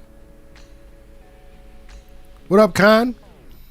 Also, Illy says, when I was little, we had a Star Wars movie at the cinema every year. I was so upset when that stopped. I'm so envious. When I was little, we had Star Wars, and then we would just stream, and then we would just go online to forums, and then we would like talk about Star Wars, and that's all we had. We never had any hope of anything. We had to wait until a tape was in at Blockbuster. Oh my God, yes. Because I was born in a time where I just missed the theatrical, and a time where like Blockbuster was just popping off. And so, like, when Star Wars was there, you just go in there and be like, dang, there's no tape behind it. Shit. Just imagine explaining Blockbuster and Hollywood Video, like, to people nowadays. They're like, why didn't you just watch it on your phone? They're like, phones were phones. You couldn't watch things on a phone. A phone was a phone. Guess what else? Explain T9 typing. Oh man, my little brother was like the fastest T9 typer I've ever seen in my life. I got good at T9 typing without looking, so I could. I was texting the honeys in my pocket, Texting that sloppy Jose. When you coming through? Good times. Let's see here. Aspire should have been given a full remaster. Those dudes are porters for the most part. Yeah. Yep, that's what they did. That's exactly what they did. Illy T9 typing. And they weren't even great porters either. I remember my Aspire KOTOR port, and in the game we just get stuck at the same time. T9 typing is essentially typing with your the the number pad on your phone.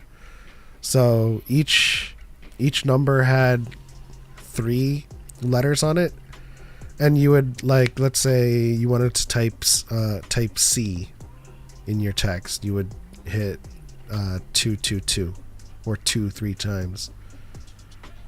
So that's essentially like you're just going through the number pad, selecting letters.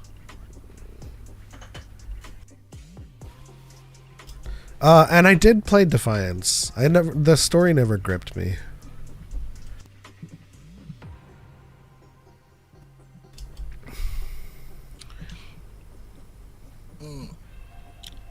Darius, coming into that sounds tedious AF.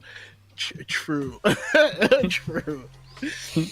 But you would get really fast because, you know, there were physical buttons. And so after a while, you just kind of knew, you know what I mean? Like, so you had little dots on some of the buttons, so you knew which one you were touching, and then you just knew how many times to hit it for each letter, and then so you can start going off. But no, Darius, going into 2027, what are you excited for? What's got you? 2027. We fast forwarding. Or 2026. Sorry. Yeah. I mean, outside the games, because I am very excited for the games. I get very passionate about video games because I still think we need a modern co-op MMO, something. Jesus, just give me something, please, to hang out with my friends. You know, I am very just excited take where for winds this. meet, man. I do. I created Adam Driver in that. I play as him because he's my Ben Solo. He's drop your UID, dude. Yeah. Oh, I will do that. I will. Do you guys play? Yes. Yeah. Oh my! I swear to God, every time I come on this podcast, you guys are playing the same game I play. It's always something. I will do that. I will drop Well, it in. what I was trying to say was just take where winds meet and put it into a Star Wars skin, and that works. That's exactly what I want. Give me, dude. I shit you not. Okay, and you guys know how much of a big Old Republic fan I am. Give me the High Republic and the Starlight Beacon in that. I'm okay with that. Let's go. Let's go. Starlight Yes. Jedi. Yeah, bro. I'm down. Let's go. Let me fight the Drengnir. Let's go. Let me fight. Oh, bro. Nihil. Starlight on. Beacon Online. Yes. No that's it. affiliation with Phantasy Star Online, but you know. Still okay. Yeah. Still okay. You know, I literally would love that. Just give me something I could vibe with, you know. But I am excited for Ahsoka season 2. Ahsoka is my favorite show. It doesn't mean it's good. It doesn't mean all these things. Okay, I'm just protecting myself here. I love the show even with all of its faults. I still think the Same. show has limitless potential. You know, I'm very excited. I will also say, because I'm just a guy on the internet, maybe everybody should be a little bit more excited for the 9th Jedi series that's coming out. That I definitely don't know anything about. That I definitely don't have any bias towards whatsoever. I definitely don't know things for sure. But I'm saying maybe I think it might be better than Star Wars Visions Volume 3, which I think is the best season of Visions. But yeah, that's just me. I heard a birdie, and I just had to tell you guys, so get hyped for that. For legal reasons. Nice. For legal reasons. He says this as an outside viewer looking in. Yes, as just a fan, that I'm very passionate about these things. But I'm also worried about that too, because we also have Shadow Lord, Shadow Lord, That's you know, true. and I'm very curious about how these projects will be spread across the year. Illy says seeing Starlight Beacon in Young Jedi Adventures was a dream come true. I need to watch Young Jedi Adventures more. Yeah, I will actually watch that because of that. Swag. Exactly. Please. Yeah.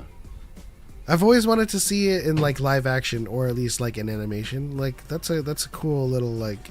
I smell profit. That's a cool sell right there. Illy drops the 2-pound ramen drop. I'm bothered about being number 3 on the leaderboard. Don't worry about it. You're number 1 in our hearts. Let's go.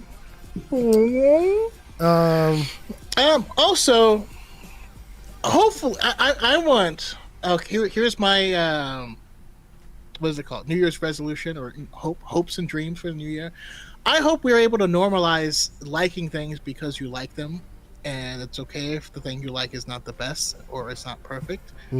And if you dislike something, it's because you just didn't like it, and it doesn't mean that it's objectively the worst thing. And it gave your parents cancer or something, you know, like we can just like, you know, Yes. you know, Or ruin your childhood, you know. Like yeah. like loving the 1995 Hackers movie and then seeing Straw Hat completely roast the shit out of it, and I was like, man, F you. True, but But I love it, man. It's not because it's Oscar worthy. I love it because it was so tropey and so like inaccurate, and you know, sometimes we love the goof, you know. there's a reason Too Fast, Too Furious is the best movie in that franchise, you know. That's all I'm saying. Yeah, I mean, I also think as part of our 2026 resolutions, we need to normalize not liking things, but being respectful about it, you know? Because I think a lot of our dislikes honestly gets drowned out by the people that purport that all we talk about is political agendas. But that's all they talk about. You know? And so it gets hard to criticize things when the conversation is that loud on that side. Yeah. So, I mean, listen, if you're in this chat, if you're in this community, we F with you if you don't like certain things, and if you like certain things, we'll still talk to you about it. Hell yeah. I will say though, my most anticipated project is gonna be Ahsoka season 2 this year, and it's because Sabine is my second wife, and Vix isn't gonna be on anything anymore, and so I have. Bro, to how many default times are you gonna backwards. try to take my wives? Is Bix your wife or not? I was gonna give you Bix, but then you were like, mean, nah, yeah, Bix is yeah. mine. And then so I said Sabine. I have a Sabine standee. Okay, fine. You take her. I mean, we respect women around here. Can't really take her. You know, parentheses, Yeah, we're all only her if they to say somebody. yes. Only if they say yes. Ellie says, if Sabina's your second wife, you got to ask the missus to play her. Actually, the missus has a K Vest cosplay that has not been revealed yet, but we have it. I mean, that's another waifu right there, Umberly Mostly Gonzalez. because they sent me all the stuff, but I'm like, I can't fit this jacket. Dude, you'd be a dope ND5 though. Did they send you like that large duster? I was trying to listen. I actually spoke to someone. I was going to figure out how to cosplay ND5, and I was thinking, you know, you could have. I've kind of figured out a way to have like the head thing, and then like. Bro, you can put the I'm head thing on one of your on it. hats and just kind of like lower it down. I'm working on it. Well, here's the thing. This is our bonus topic. Since Darius, you're excited for Ahsoka season 2, right? Yes, absolutely. All right, He's Abeloth's #1 fan. Well, okay, I was about to preface it. Without going into Abeloth, without going into Abeloth, what do you think Baylan Skull is going to find? Misery and suffering. I really believe that he's listening to a siren and he's getting manipulated. I'm not sure how, and it could be Abeloth. I'm not saying it is, but I do believe that he witnessed something on the day that the temple caught fire, and I think ever since then, he's been on this frequency that only he can hears, So I'm very curious whether or not. I mean, it's just, listen, man. If it looks like a duck, it sounds like a duck, it's probably gonna be a duck, guys. You know, I don't know who else it would be, since they're showing Mortis and the father and the son. It's probably gonna be Abeloth. Okay. Even though I said without mentioning Apple. It's gonna be Abeloth. I like, the answer is Abeloth. Like this, We'll see. I don't know what else would he find. Well, so The main reason I think it's not going to be is because nowhere in like the Star Wars canon is Abeloth a thing. You know what I mean? Like when they created you know, the Mortis gods. Mm-hmm. Abeloth was already a thing over here, you know, and so they were like, oh yeah, she's part of that over there, but like in that book, but nowhere officially with Lucasfilm did they ever associate them together. It was like they stapled it on at the end of that book series. So I still see them as being separate. You know what I mean? I understand that thinking.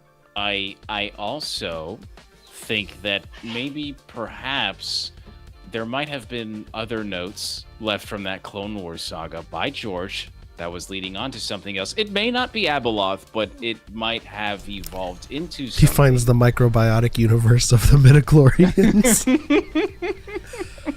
He might. I feel I'm more on that one. Here's the interesting thing about it, is that we're not taking into account that the Mortis gods is showing up in another galaxy. Mm-hmm. Yes. This isn't the galaxy that they showed up on the Mortis planet, and they encountered the Mortis. So it would appear that at least this mythos, whether it's foreign or comes from a civilization that is native to this galaxy, because we already know now that the Night Sisters at least originated in this galaxy and then, you know, ended up in the galaxy proper, which is where Dathomir is. It's interesting to think about, what does the mythos of the Mortis gods look like in this galaxy as opposed to galaxy proper? You know, is that the father, is that the son and the daughter, or does this civilization think of these statues as something different? Right. Why is the daughter's statue destroyed? Yeah. And if this is something that is happening, who is calling Balin in the first place? Because it's not the father. The son is dead too. So you are. Oh, you you know, there's a lot of stuff. I hope we do play around more with the world between worlds, because I honestly believe that is how the original Night Sisters crossed over. You know, and I feel like this you know, the Mortis planet doesn't exist in the universe proper. I don't think it exists in either universe proper. I mean, remember, they were at the coordinates and couldn't see anyone who was at the same coordinates. It's true. Right? And so this, I think it exists in a dimension that's outside of space-time, that's at the core. And Waru's dimension. yeah, exactly. Jeez. And but it, you know, it acts as kind of a bridge, you know, and I'm curious if that is the core that he's trying to get back to. You know, maybe this universe exists in a way that's closer to that core, and you know, maybe it's a separate galaxy that's in another thing of galaxies, and at the center of that is where we're trying to head. You know, I know there's a lot of possibilities. I'd love to see like a civilization that like he finds a civilization and they all have like these like miniature statues in front of their dwellings, and he's like talking to them culturally, and they're like oh, that's Steve and Derek.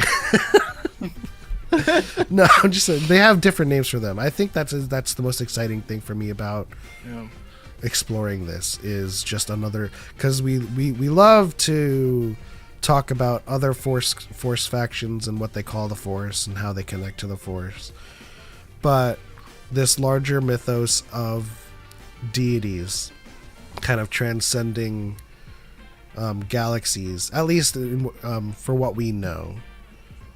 Like, could they possibly be, something else to other people? Could they represent something different?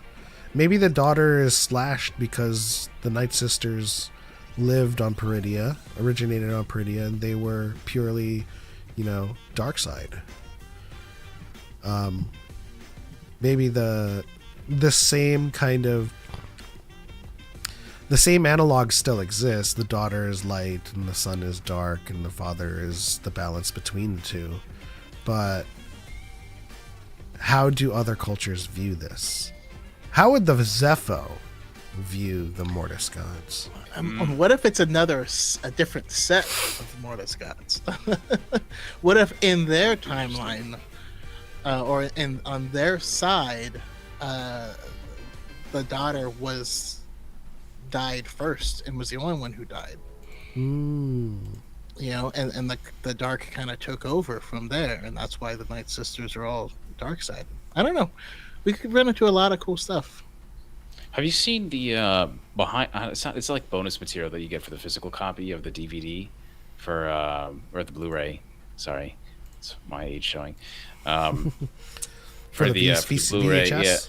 yeah, right, for the VHS, yeah. So apparently, when they were making the props, Dave was talking about how all the Night Sister stuff was like pre-Jedi era, like it was like extremely ancient. So and then the Zepho stuff is really interesting too, because that's also expanded universe, so, books and comic stuff, right?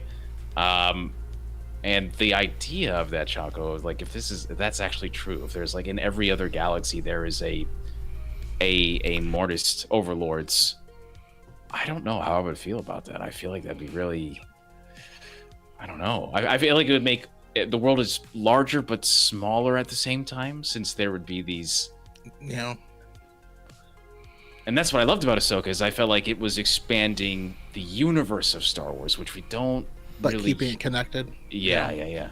Maybe they're different avatars Right. that represent the same aspects. Because, the connection between the daughter, Morai, and Ahsoka, I've always seen kind of an endgame with Ahsoka becoming the next avatar of the daughter. And, like, hundreds of years in the future, we would see statues erected of Ahsoka. But it's the daughter to some societies. Interesting. It's not like what Mormons believe. No. I don't know what Mormons believe. Okay. What you said earlier about, like, if you went and there is a bunch of like the small figures, and Balin Knox went over and they're like, "Oh no, my Black Series!" It turns out they're just on Earth, and they're just Mortis action figures. Peridia is just Colorado. So are we certain on this idea that Ahsoka becomes the daughter, Balin becomes the son, and Anakin is the father? I really don't like that. I don't see that. I don't see it. I do that think whole thing to me makes, and it doesn't make sense. I mean, Ahsoka being the daughter makes sense because she essentially is. She has that spirit that that would basically resurrected her. Yeah. So that makes more sense than Anakin being the father or Starkiller being, the son, whatever people are talking about. I do think so we often talk about free will and agency in Star Wars. I do think that was part of Anakin's destiny, right? The father was talking about, you are here to maintain balance between the two. And we often talk about it is part of the agent of the Force's purview to fulfill that or to choose another path, right? They might be destined to do something, but it's ultimately up to them to do it, right? Just how he George Lucas says in the commentary for Revenge of the Sith, Anakin has the ability to fulfill the prophecy when it's him, Palpatine, and Mace. And he doesn't. He chooses the wrong thing. And he betrays Mace. But he still fulfills it with Luke. So I feel like, yes, the father truly believed that this Nexus, this chosen one, was meant to replace him, to maintain balance between the son and the daughter. But ultimately, Anakin did not end up accepting that mantle. So it could, I suppose, fall to the next person. That is not a terrible view. I think that makes a lot of sense. I think that is very George Lucas. That rings true, honestly. I'm okay with that. I'm very okay with that. Skywalker X21 says, has there been a smuggler that ended up being force sensitive? In extended canon? Or legends? Because you could be a smuggler. Oh, smugglers aren't force sensitive in that game. So there's an example specifically from the Rise of Darth Vader book where was that James Luceno who wrote that? But some of the Jedi who are escaping, they hop on a ship, and it turns out that the pilot was force sensitive enough to be considered for the Jedi Order, but they declined. Interesting.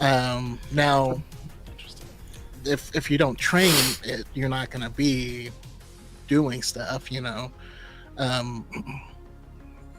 I mean, it would come out in like extreme circumstances, but we don't really have any examples of someone who has anywhere near Jedi level abilities. I wouldn't classify her as smuggler, but Zine Morala comes to mind. They didn't join the Jedi, but they dual blaster it. They're force sensitive. It's close. There's got to be someone that we're not thinking of. I feel like there is. I mean, Kyle Katarn. I don't know. Corran Horn. I don't know. Yeah. I suppose it comes down to what the criteria is for a smuggler that ended up.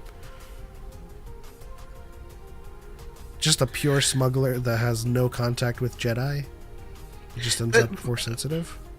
But then you can also, say without them being. I mean, I still view force sensitivities as more of a spectrum than anything else.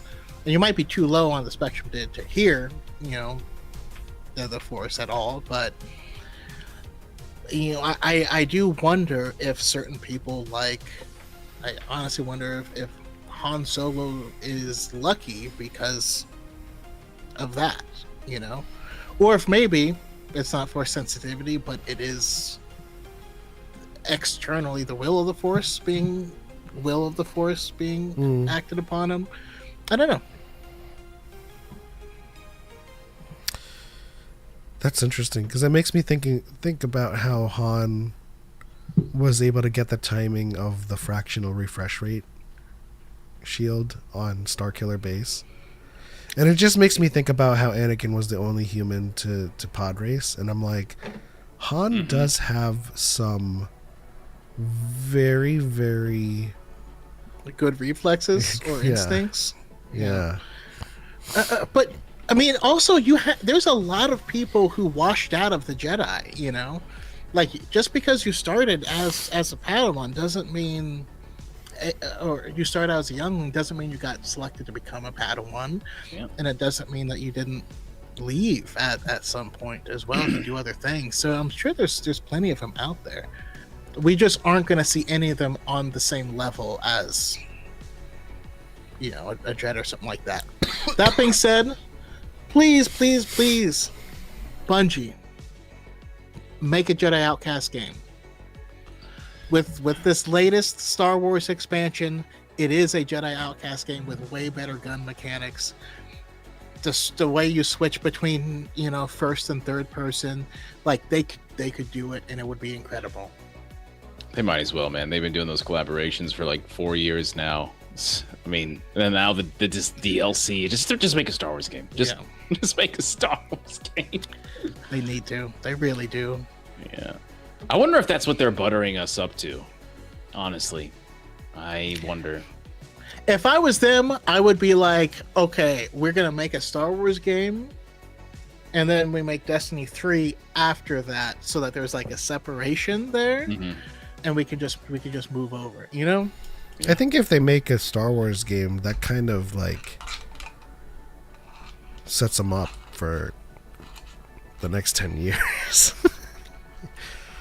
That would I would certainly play it. And if it's, you know, if it has any kind of signs of life that, you know, early Destiny had, I would play it for the next 10 years.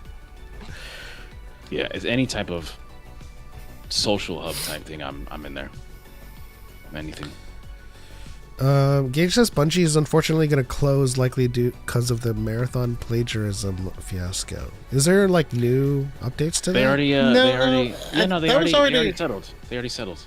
Yeah, that was resolved, and they're not going to.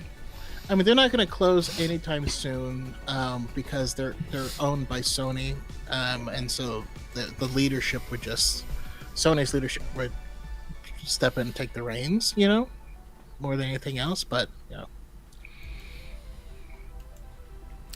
they settled with that, and the artist is satisfied with how they settled. Yes. I think Marathon is likely going to flop. I hope Sony keeps them around afterwards. I agree. Marathon's going to flop hard. So sad because well, you were talking about so good. You were talking about this, I think, a couple of weeks ago about how the state of a game is largely dependent on the core player base, and I think it has something to do with arc readers. Yeah. But I think with arc raiders, it was kind of a different. I was talking about a different issue altogether. Because arc raiders is one of those games that it's PvE and PvP, and because of that, you end up in a really difficult spot where like PvE players who don't want to PvP, it's ruin way more the game PvP for them. Yeah, I've stopped playing that because of it. Because it's exactly. Yeah. And so what happens is like all the people who want to play it for this no longer play it, and then all the PvP players run out of easy people to gank, and so they stop playing it, and then so the game literally can't exist, because if the PvE players come back, then the PvP players come back until they leave.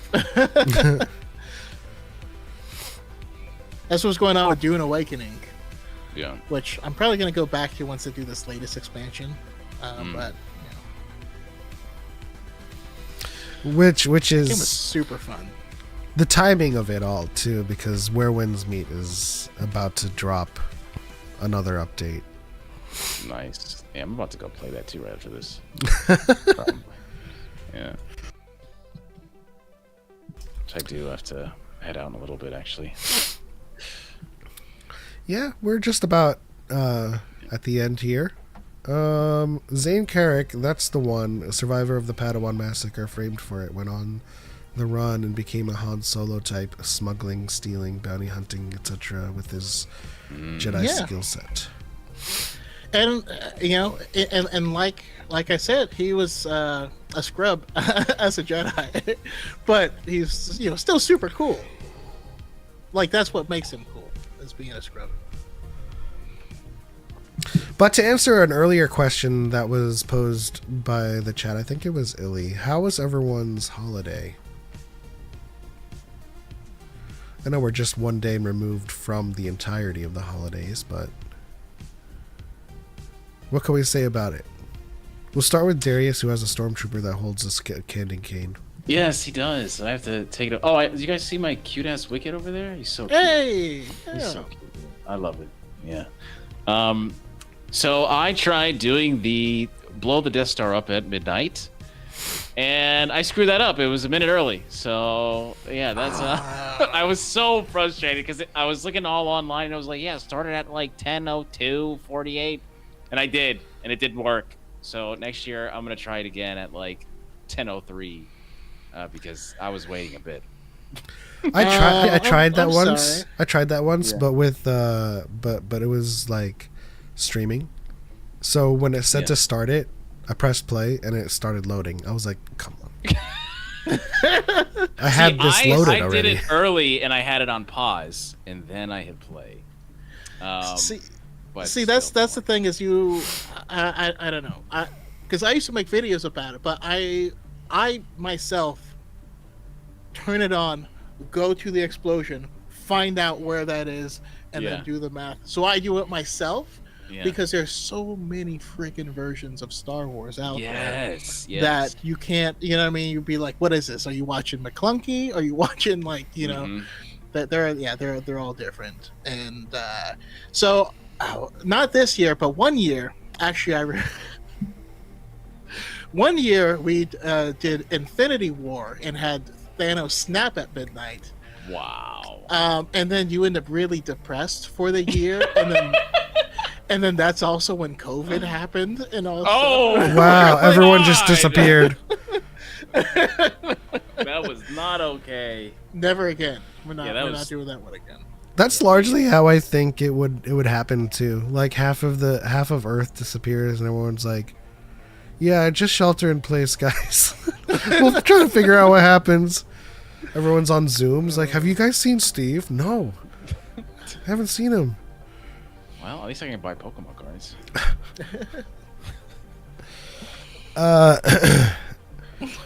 Keisha's watching Rebels so Kanan blows up. Just so feels.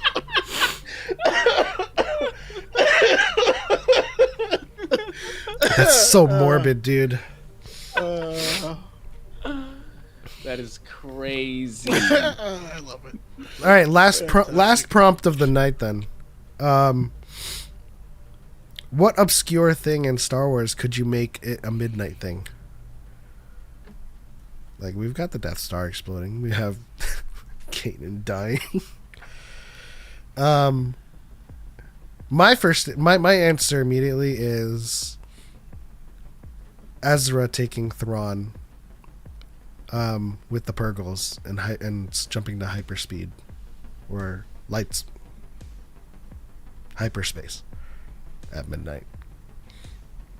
I'm counting on you guys. Hold the maneuver at midnight. Oh, that's cool. That's cool. Hold the maneuver at midnight. Although it's actually pretty sick as someone that. Because then you'd get that the movie. you get the and then everybody says Happy New Year, and then it goes. Doo! I'm like, yeah, that's cool. That's actually pretty cool. Yes, I like that. For me, I guess it would be playing the Deceived trailer, and when Malgus shows all the Sith and they ignite their lightsabers. Oh, and then he cool. says, "We have returned." And I was okay. The year has started, baby. I thought you were gonna say when Malgus like stabs Venzalo. Oh, that's a no, good. That's a good moment though with all the lightsabers. I would have also accepted. Welcome Amazing. home. Yes. Welcome home, master. Dude, that perspective in that book when he fights Zello is so cool. Yeah, So cool, man. we need more. I loved the way those books interacted with the games and with those cutscenes. Master Reveal. Master Review. Okay, all right. I'll give it another shot. But I remember playing SWTOR while listening to the audiobooks of those and Ooh. being like, yeah, it's like double Yeah. story. Yeah. Still got the game case behind me somewhere. Kenny says, Obi-Wan breaking Vader's mask in Kenobi. Ooh. Oh, did we? I swear to God, if we thought about the same thing. But you go first. Go. The stroke of midnight, the Eye Yeah. of Aldani happens. Okay, that's a pretty good one. You went that way. I went the other way. What was the other That way one's you went? not bad. The Lightspeed jump with Purgle in the Ahsoka. Yeah. Yeah. That one's really good. I love that episode so much. Damn, dude. I might go watch it, bro. Palpatine falling down the reactor and exploding at midnight. I would like that. If that's the case, Palpatine going dubstep lightning at midnight. Oh, Happy New Year! that's crazy. My boy Ninub. A lot of people didn't realize he died then. Spoiler No, I alert. didn't realize until like a week later. Yeah, it was because like his jumpsuit matches the color of the explosions. Well, because also all the ships go up after that, and so he's dead in the pilot seat. Yeah. Watching Phantom guy. Menace, so the Atahede Eope, muriada muriada mukia, huh? That's the best and line. then there goes, "That's right." Mickey Papa de Deco. What do you mean? They said the shield. They would have the shields down. Is that the line? We need to give hand more time. We need to give Han more time. Watching Phantom Menace, so the Eope farts on Jar Jar at midnight for me for a funny one. Midnight for Vader's lightsaber turning on and the hallway scene. That would That actually is sick. Okay. Well, I know what I'm doing next year. Yeah. Open Um, fire! Illy asks, what's on the 2026 agenda for DYAD in the Force? Some cons. We'll be at Rebel Scum Con. We'll be doing a panel there. Dagobert, please come. Where's Scum this? Con? What city? What state? What year? Texas, August. Oh, okay. I may have to travel. I may have to You will You have know, to travel, yes. Hey, last time Jedi Con, we got to hang out with Connor. You know, I need some Dagobert in my life. You know. Yeah, man. I'm yeah. afraid to go to Florida though. I understand. It's okay. I say that every day, and I live outside. I live in Florida town. You say you about to say I live outside. I live there. I mean, I have, but hey, that's another story. Where's DYAD Con happening? We're still trying to figure that out. I mean, trying to wrangle a whole ass community in one spot during the worst times in this country Yeah. is definitely one of those endeavors. But we might make a mini DYAD Con out of Rebel Scum Con if nothing else. So Okay. we'll invite everyone to stay at the same hotel. We'll try to find I think they already have discounts for people attending Rebel Scum Con, but if not, we'll try to find our own group rates at a hotel so that everyone stays at the same spot, but we're still in the planning process. There's still a Dread campaign, not campaign, but a Dread one shot coming. That's a tabletop RPG using the Dread system with Jenga. Set in. Did I set this in the? I set this in the future timeline. This was after the Rise of Skywalker. So that's being worked on as well. What else? Choco, was there any? We are part of Master Allen's campaign, That's true. and so we will have more announcements about that. But Not a whole ton, and I apologize. It's mostly my fault. I have been working a lot, like a lot. I do love my job, but getting up to speed as quickly as possible has been the main goal, and it's taken everything out of me. Do you imagine a change of pace? Oh yeah, for sure. There'll definitely be a change of pace. It just right now, while I'm still new and learning stuff, something that will eventually take me 5 minutes currently takes me 30 minutes. So yeah. But yeah, what's coming up for Lord Dagavir? Honestly, just I'm just on the grind, bro. Just I'm so close to 10K subs, man. It's like crazy. But I've also been doing crazy work, and when I say travel, I may have to travel for work. So it's awesome. Yeah, That's yeah. cool. It's always happening, always stuff to do. But you guys know how it is. Just the grind going. I can't wait for Mando and Grogu. I actually got Daddy Sheev and Jedi Connor coming over here to watch it in Awesome. Florida. Yeah, so That's it's cool. gonna be Very nice. pretty hype. Yeah, man. Also, to answer your question, Lily, I might bring back gaming streams as well. Nice. It depends. We might. I think we committed to a day one stream of Zero Company. I don't think it was Zero Company, but yeah, I'm going to do it. There was something that we committed to it. But yeah, we do still want to Day we'll one definitely stream of Racer. Stream Racer. Oh God, I cannot wait for that game. The racing game. And I'm also comfortable, committing to a day one stream of Photor as well. Yeah. And when when the other game comes out, we will definitely make everyone in the community part of our troops. Some of you may die, and that's okay. That's a risk we'll have to take. I can't The wait. DYAD company. Send me first. Anyways, this was awesome. Thank you to Lord Dagavir Darius for joining us on our first Dyad in the Force of the year 2026. Dagavir, what do you have to say for yourself? I'm just happy to be here. First the worst. Yeah, man. I'm just kidding. I love you. Always.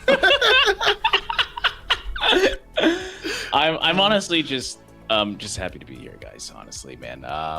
Yeah, I think that it's very fun to talk about Star Wars. It's even more fun to talk about Star Wars with people I don't agree with, and I love it the most when you can actually tolerate the other people, no matter how terrible their take is. But I think it's really fun. But if you guys want some more energy, add Lord Dagavir anywhere you can find me, and it's always a fun time. I'm glad to be here, dude. Give us one. Appreciate you, bro. Yeah. Give us one. Guys. Ready up. And with that said, that'll do it for this episode. Choco, anything else you want to talk about? Not talk about. Say any final words? Do you want to read a book right now? Let's go. Let's go. Try Choco Musk. Make God. Choco Musk your cologne of 2026. Smells like freedom. It's also wet on the neck.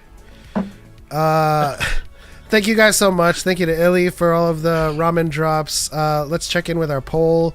About 46% chose post Rise of Skywalker, 42% chose Old Republic, 12% chose Dawn of the Jedi. So, just like we keep saying, you can't put Star Wars fans in one room and all agree on something. But thank you everyone for rocking with us. Happy New Year. Hope you guys have a wonderful 2026. We'll be back next week to rock your socks off, as always. That's it. On to the next one. For light and for life. We are all the Dyad. and may Dagavir be in your dreams. Okay. That's okay. Force Let's be go. with you. Ready up. Ready up.